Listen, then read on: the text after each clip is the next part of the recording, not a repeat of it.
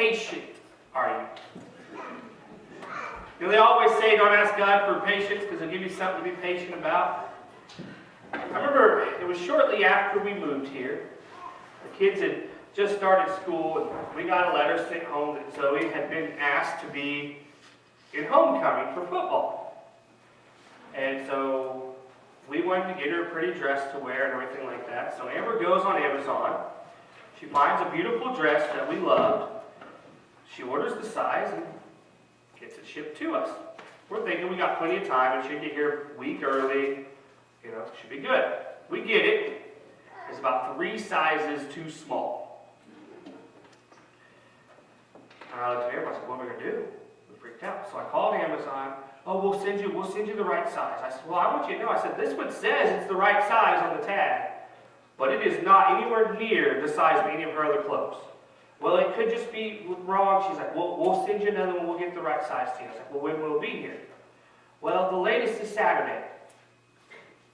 So that won't work. I said, I got to have it by Friday. She's like, well, we can get you to pay for 2-day shipping. I said, ma'am, I have Amazon Prime. I have free 2-day shipping anyway. Plus, this is not my mistake. She goes, well, we'll get it to you by Friday. Do I have to pay for it? No, we'll get it to you by Friday. So I don't really trust this. I'm going to be honest, when I hang up the phone, they're going to send me a new dress, sweet. My daughter can wear it at some point, but I don't trust this. So I begin to call everybody I know. Okay? And lo and behold, I didn't know Julie Russell that well. And lo and behold, I bumped into her, though, talked to her about homecoming. She's like, oh, I probably have 3 or 4 dresses that'll fit Zoe. Okay. So she brings me all these dresses. We find one that Zoe likes. We get it all worked out that she can wear that dress. Thursday evening, Amazon package on my doorstep, fits her perfectly. So she doesn't even wear the dress. But my patience would not allow me to wait. I had to figure something out. And I think that's how we deal with God a lot in life. Is that, okay, I know God's going to provide, but in the meantime, I'm going to make a backup plan. Right? In the meantime, while I wait on God, I'm going to make sure I'm okay. So what I just said is I put as much trust in God sometimes as I do Amazon. I mean, that's what I just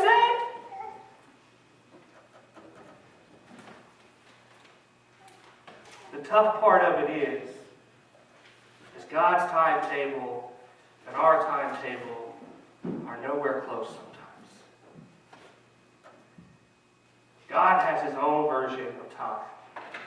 You know, we all the time are coming out with new watches and those atomic clocks that you can hang on your wall that's supposed to be accurate within 1/10 of a second all the time, as long as you keep a good battery in it. God doesn't care what your atomic clock says. He doesn't care what your smartwatch tells you. He's got his own timetable. And the people that James wrote to were not used to it. They didn't like it. They weren't aware of it. I think it's perspective we need to look at. As we go back to James, I know we spent a couple weeks away from it, celebrating the Easter holiday, but if there's any reason I want to cut into a series, it's to celebrate Easter. That's a great time. But we're so close to finishing, we have to go back and finish. And so if you would, open up with me today to James chapter 5. We're going to talk about this whole time thing and God's good time. And when he plans to accomplish things, it's not always the we involved in it. So if you would, open up with me. James chapter 5, I'm going to read verses 7 through 11 this morning. It says, be patient then, brothers and sisters, until the Lord's coming. See how the farmer waits for the land to yield its valuable crop, patiently waiting for the autumn and spring rains. You too, be patient and stand firm, because the Lord's coming is near. Don't grumble against one another, brothers and sisters, or you'll be judged. The judge is standing at the door. Brothers and sisters, as an example of patience in the face of suffering, take the prophets who spoke in the name of the Lord. As you know, we count as blessed those who have persevered. You have heard of Job's perseverance, and have seen what the Lord finally brought about. The Lord is full of compassion and mercy. So why are we having to have this talk with James's people? Why is James feeling the need to his Christian audience to have this taught? Well, basically, if you review the first 4 chapters up to where we've been, you figure it out. Rich people were oppressing the impoverished Christian. Outsiders were persecuting them for their faith. I mean, how many times does James tell them stand firm? And insiders were getting on their nerves. They were beginning to grumble and complain with each other. So he says, be patient. I mean, James literally says, have the farmer mentality, which is something we relate to here. He says, you see how the farmer waits for its crops? Do you know why the farmer waits for its crops? Because there's no amount of going out there yelling and screaming if that crop is going to make it grow faster. There's no amount of yelling at the sky that's going to make the rain come. There's no amount of yelling at the crop that's going to slow down when harvest gets here. It's a true test of patience. You can't hurry it up. You can't slow it down, even though we may try. Eventually the harvest comes. James says God's harvest is coming too. The second coming is coming. That harvest is coming. God will gather all of his true believers. And that return of Christ brings a different perspective on life. James says, don't stress about the little things. Don't get so worked up about it. God's got the big things worked out. There's no reason to tie yourself up into such little things. Just be patient. Wait on God. Wait on his time. And while you're doing that, be positive. Stay positive. Do not grumble against one another, brothers, so that you may not be judged. Stay positive. Don't go dumping today's garbage on each other. He says that grumbling, it just affects each other. You just pass it down the line. It's kind of like a disease. It's contagious. So stay positive. Bring out the best in each other. Emphasize your compliments and affirmations. When a negative comment comes up, squelch it, squash it. Be positive, affirm each other, grow together. If somebody dumps on you, you gotta let it roll. You gotta let it go. And maintain that spirit of thanksgiving. You know, we're 6 months away from that holiday in which we find it oh so easy. Okay, 7 months, I guess. Anyway, so easy to be thankful, but it's not just that time of year that maintain that gratefulness towards God, maintain that spirit of thanksgiving, not only towards God, but towards your fellow Christian, towards your family. Being thankful for the way life is. You know, we could gripe about our job for a week and see how long you stayed employed. Or you could snap at your spouse every night and see how long your marriage lasts, or if it even produces anything.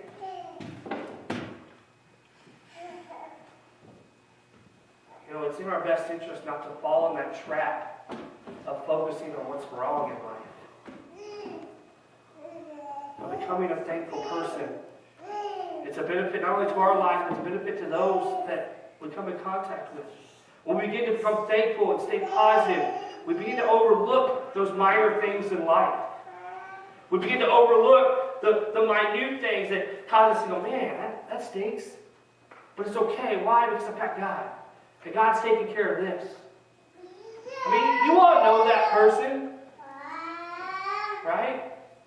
I mean, it's my grandma. I mean, I get phone calls. You want to talk about some people that have had a rough couple of years here lately as far as vehicles and stuff? I talked to my grandma, I don't know, it's probably been 6 months ago now. And they were driving along the road and they hit something metal in the road. And she said, Jake, it couldn't have popped up in a worse place. I'm like, what do you mean? She's like, it cut our oil pan, length to length. She said, that's the only damage on the bottom of the vehicle. She said, it hit directly where our oil pan is. Well, in a car that's a 90s model probably with like 200-some thousand miles on it, it ain't worth fixing. Right? That's an expensive fix. And so they've been down to this like 3/4-ton truck. It's got a bell spike on the back of it, and a little old lady about yay tall, driving around delivering Avon in this thing, right? That's what I did when her and I were talking about it. I started laughing too. I'm like, man, this has got to be a sight, you know. She never once complained about it. You know, all I ever heard is it's tough to get Grandpa to the coffee shop in time for me to deliver Avon. I'm like, hey, that's your biggest complaint in life? Like, you know? Or he grumbles sometimes because I took too long to deliver Avon, so he had to drink more coffee than he wanted. Like, I mean, that's your biggest complaint. You know why? Because my grandma's learned a valuable lesson. They saw a minivan on the side of the road, and some of their friends were selling. And she asked about the price, and they told them the price, and my grandma said, forget I asked. I don't think that's in our price range. She's like, it's fair, but I just thought I would check. She got a call later that evening. I said, Elizabeth, how about this price? And she goes, well, that might be better. Let me talk to Leroy, and we'll see what we can do. That's their names, by the way. I figured you knew that, but anyway. And so she goes to talk to my grandpa, and she said, not 5 minutes, Jake, the phone rings. She answers it. And Patty goes, Elizabeth? She goes, yeah. Got a better deal for you. She goes, well, it doesn't get much better than the last one. She goes, yeah, it does. Tracy's on the way out with his keys. We want to give it to you. It's what staying positive, being thankful, not getting caught up in the minute things in life, and just watching God work. It's a beautiful thing. And my grandpa hasn't always been that way. I'll tell you that. He's a little rough on the edges sometimes. My grandma, for as long as I can remember, has been that person to me. That no matter where life was, she was one of the most positive people ever. We got stuck in a snowstorm leaving from Kingman, going back to where I grew up. Okay, we went to the horse sale in Kingman, and we got stuck in a blizzard. I don't remember. You guys could probably tell me the year when it was, because it was awful. I was young. I was in school. I was like 8 or 9 years old. So 24 years ago. Anybody know? It was in the 90s probably. You guys know. Tracy knows. He's smiling at me. Anyway. But there's a big snowstorm, right? We got stuck in Medford, Oklahoma. 2 of the people that were behind us, we caravanned up there. Their motorhomes were off in a ditch. Granted, we were all in motorhomes, so it's, you know, they literally fired their generator and just camped out for a little while. But we made it to Medford. And we're stuck there. My grandpa's trying to get the motorhome leveled out in snow. It's not working too well. He comes in yelling some pretty rough things to my grandma about how she's not helping get to the level, blah, blah, blah. It's the only time I've ever seen my grandma cry. Out of anger or upset. And other times, like, you okay? She said, yeah, he's just a little upset, but we'll be okay. Not one mean comment back to him. It's something that I have strived to be able to do in my life, and I know I don't. I don't succeed to the point she does. But the impact she has on people is incredible.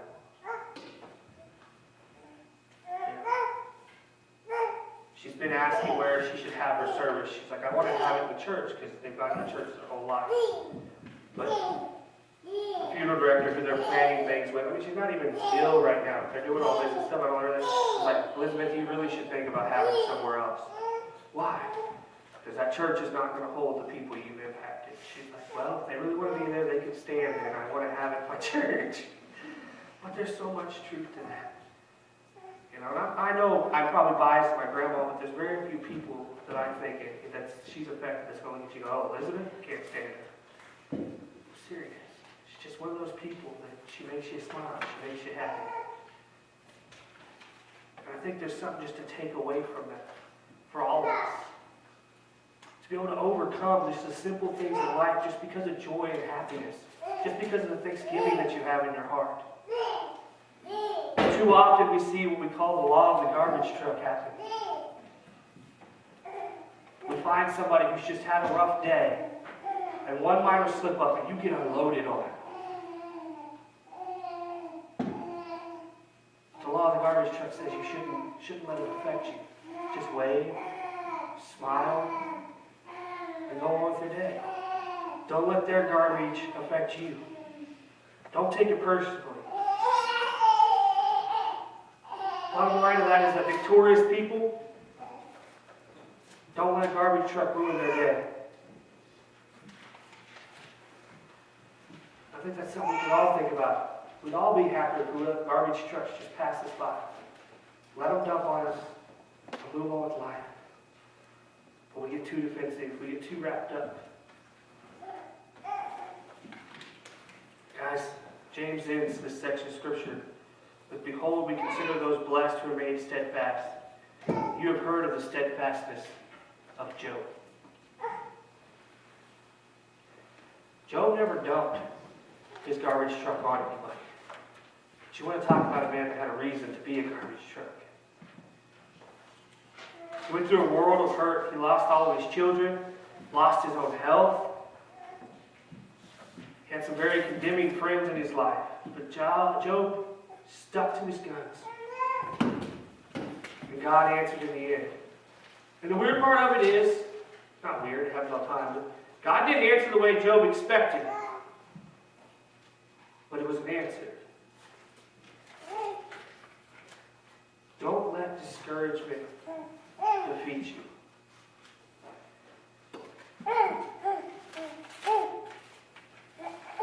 God's timing, His conquering, His answer to our prayers are not always in the time and fashion we would want them to be. But they happen. He answers. He hears our cry. And He loves His children.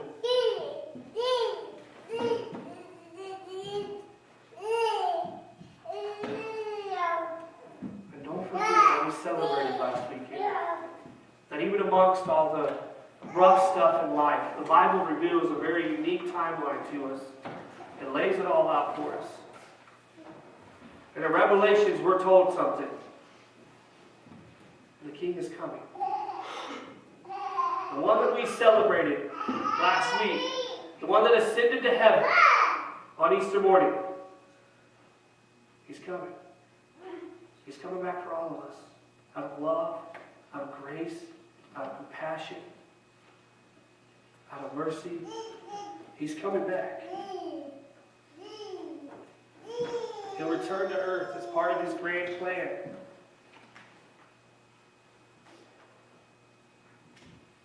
But what does He tell us in the meantime? Expect moral decline. Expect hatred. Expect anger. Those things will prevail. I don't know if you've been outside of these walls and looked around lately, but it's rough. You want to talk about anger and hatred, it's out there. It's evil and disgusting. But Christ said you got to persevere. James said you got to persevere. Whether it's the minor things, whether it's the larger picture, we're all given a message.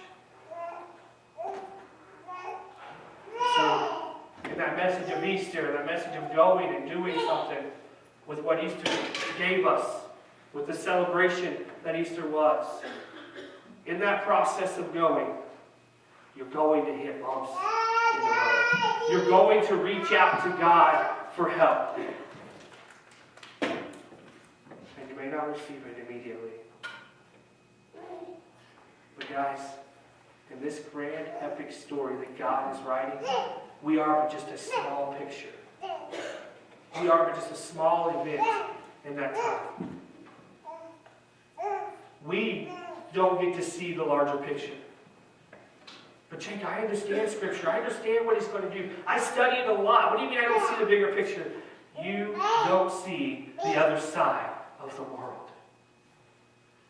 And whether we as Americans like to admit it, God's creation is over there too. And He loves them just as much. So you're saying that I have to suffer through this event because I don't know. But I know it's out there. I know it's possible. And I know that God's love reaches beyond us. To places we can't even believe and fathom and dream of. There are things going on in this world because of God's love that you will never, ever, ever hear about.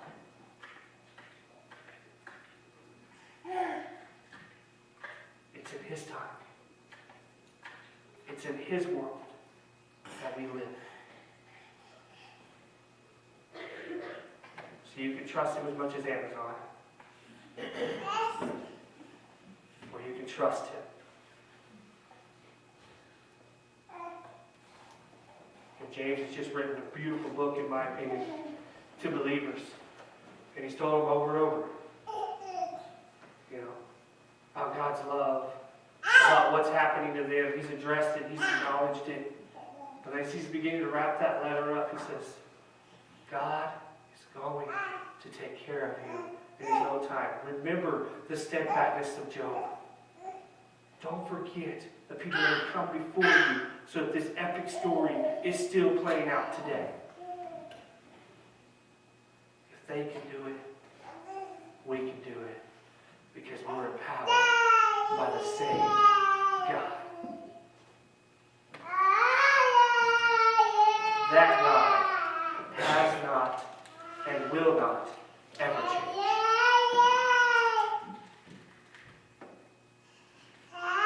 So no matter where you find yourself in life, whether you are much like my grandma, and you seem to make other people just happy being around you, or you're on the other end of the spectrum,